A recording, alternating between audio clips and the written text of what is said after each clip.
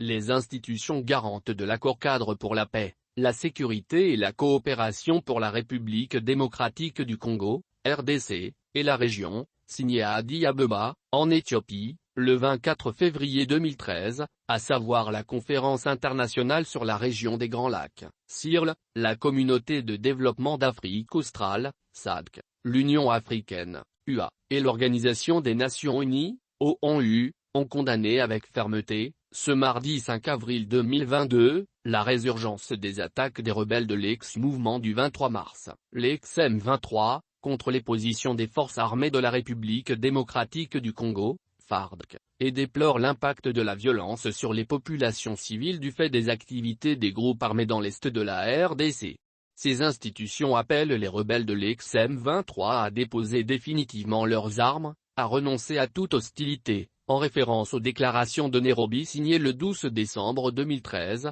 et à s'engager résolument et pacifiquement dans le processus de désarmement volontaire et sans condition, conformément au cadre fixé par le programme de désarmement, démobilisation, réinsertion communautaire et sociale, PDDRCS, et le document de stratégie nationale pour sa mise en œuvre ainsi qu'aux décisions des différents sommets du mécanisme régional de suivi de l'accord-cadre, notamment celui tenu à Brazzaville, en République du Congo, le 19 octobre 2017, et celui tenu à Kinshasa, en RDC, le 24 février dernier. Les institutions garantes de l'accord-cadre déplorent que les activités des groupes armés opérant dans l'est de la RDC continuent d'alimenter un climat de suspicion entre les États et les populations de la région, entravant ainsi leurs efforts collectifs vers une région des Grands Lacs débarrassée des affres de la guerre et résolument tournée vers un développement durable. Elles appellent les différentes parties prenantes à maintenir l'élan prometteur qui a caractérisé les relations entre pays de la région ces dernières années et à privilégier les cadres régionaux de règlement des différends,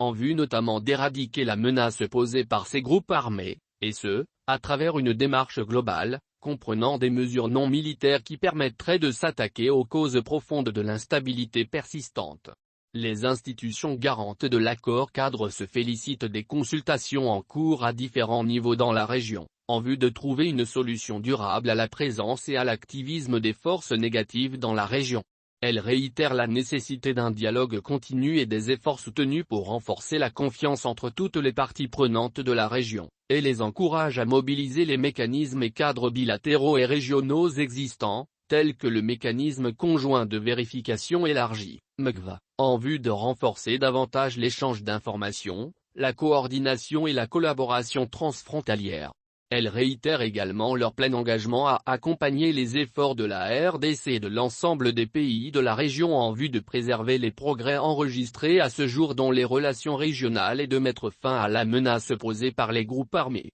Les institutions garantes expriment leurs condoléances et leur solidarité à l'endroit des familles des victimes, des soldats des FARDC morts lors des attaques et des casques bleus de la mission de l'ONU pour la stabilisation en RDC, MONUSCO, qui ont perdu leur vie dans un crash de l'hélicoptère qui était en mission de reconnaissance dans la zone des combats.